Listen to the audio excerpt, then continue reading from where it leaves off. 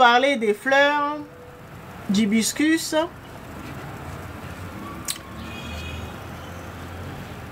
Aujourd'hui, mais pas des vertus que vous connaissez.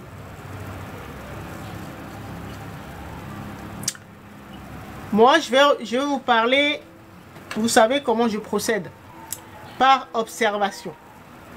D'accord? Première remarque, c'est que les pétales, si on les compte, il y en a toujours 5. Regardez bien. 1, 2, 3, 4, 5. Même chose, vous prenez n'importe lesquels. 5 pétales. Si vous ne connaissez pas la signification du chiffre 5, allez regarder. Faites des recherches par rapport à ça. C'est très très très important. Vous avez déjà le 5e élément pour vous mettre un indice, pour vous mettre sur la piste. 5e élément. D'accord? Le chiffre 5, c'est très puissant également. C'est ce qui active les choses, ou un peu comme le chiffre 3, ce qui anime ou met les choses en mouvement, ou leur donne vie. D'accord? Ok. Et donc, on pourra dire que le chiffre 5 est lié à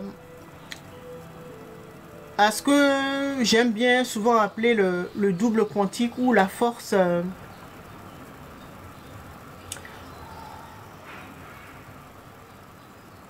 pas la force, mais le double quantique, donc les forces subconscientes.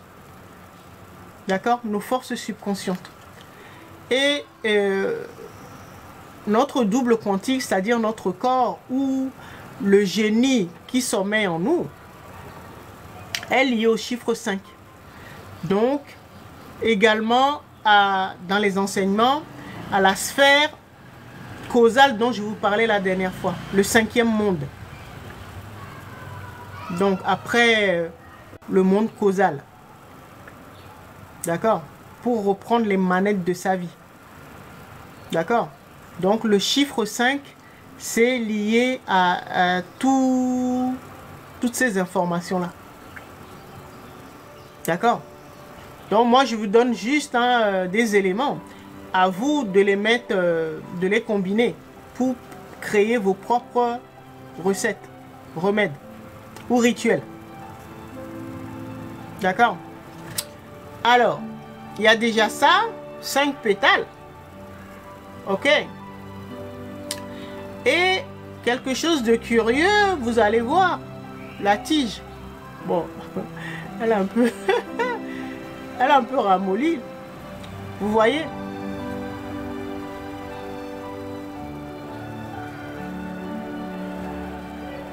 La tige qui est au milieu.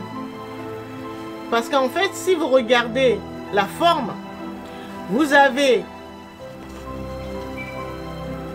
5 pétales. On va dire c'est le contenant. D'accord? Pétales ou 5 pétales, ou un contenant, ou une fleur de lotus. D'accord? Et vous avez un élément. Alors, quand vous voyez donc la forme des pétales, ça a la forme d'un contenant. Donc, un contenant veut dire un principe féminin. D'accord? Qui reçoit, qui accueille. D'accord? La forme, ça donne ça. La forme des pétales. D'accord? Et là, vous avez le principe masculin. D'accord? On dirait, bon, ça fait référence à l'esprit ou la verge d'Osiris. D'accord? Donc, principe masculin et principe féminin réunis, qui sont, voilà, le contenant. donc, ou l'utérus d'une femme, donc le principe féminin. Et vous avez au milieu, on dirait une verge, donc le principe masculin, avec les graines. Les graines. D'accord? Donc la verge d'Osiris au milieu. D'accord? Ça vous fait penser à quoi?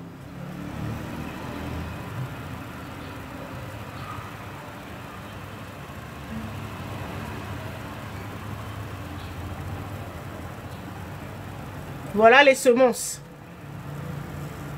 Principe fait masculin qui porte les semences. D'accord? Et le principe féminin qui accueille, qui reçoit les 5 pétales. Là, nous sommes toujours dans le langage symbolique. Hein? Vous comprenez maintenant que c'est obligé de donner de la chance, d'ouvrir la chance. Ça vous fait penser à quelle technologie?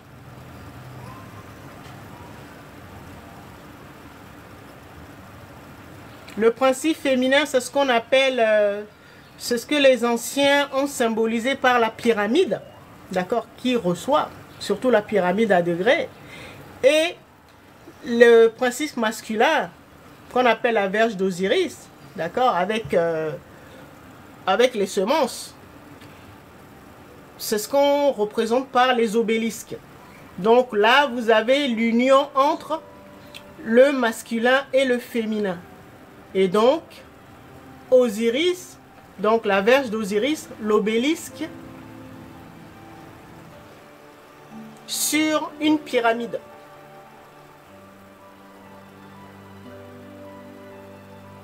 Donc le mariage entre l'esprit et l'âme.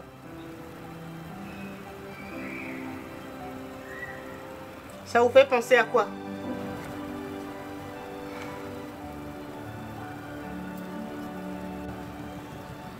C'est comme ça qu'on crée la vie. Hein. C'est l'homme et la femme. Le principe féminin et le principe masculin qui donnent la vie.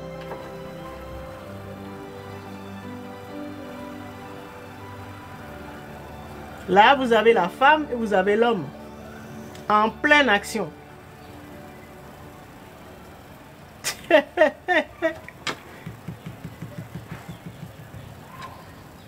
Vous avez compris ou pas? Bravo Kinit, la croix Ankh. On va dire que ça c'est la technologie Ankh dans le règne végétal.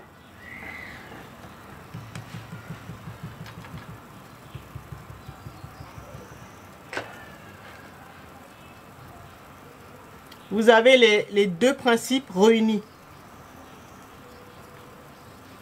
Le masculin et le féminin. Vous avez Isis et Osiris ensemble.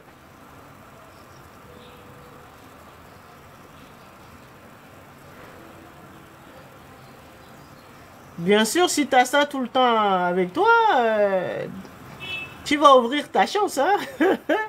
Tu crées la vie. C'est ce qu'on appelle l'énergie libre. Ça va créer de l'énergie, la vie. À l'infini.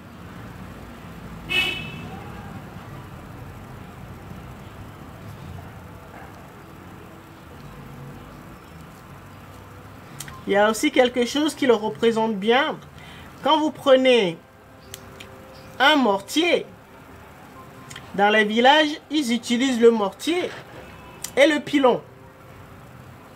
Vous avez le mortier et le pilon. Bon, on va dire... vous voyez?